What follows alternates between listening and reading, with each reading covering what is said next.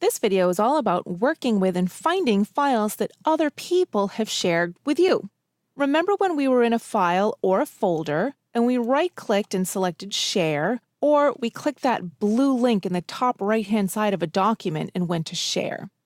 We were given the option to share with somebody. This should look familiar. And you can also type in a name. Remember when you also had the option to notify people via email and you could add a message. I'm going to show you what that message looks like when you send it to somebody else.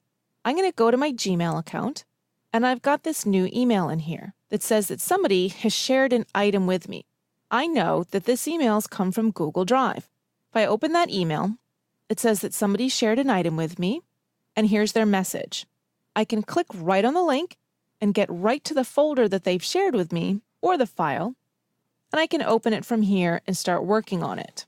However, if that person had decided not to send me a message, maybe they just told me about it, that they shared it with me, I can still get to it. All I have to do is click on Shared with Me on the left-hand side of Google Drive, and I can see a list of all the files and folders that anybody has shared with me.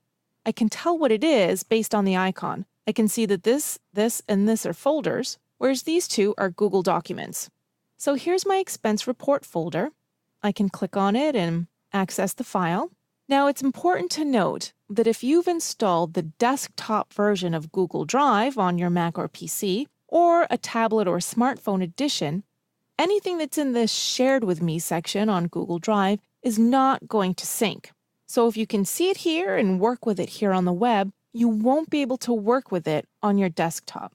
However, you can add these files or folders to the contents of My Drive over here on the left-hand side, and then it will start to sync. What you can do is place a check marks next to what you want to add to My Drive, and you can either click the Add to My Drive button, or you can simply drag it and drop it over My Drive.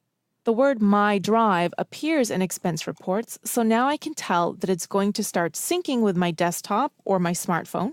And if I click on My Drive, the expense reports, which is labeled as shared, now shows up there. I can still get it at any time in the Shared with Me section.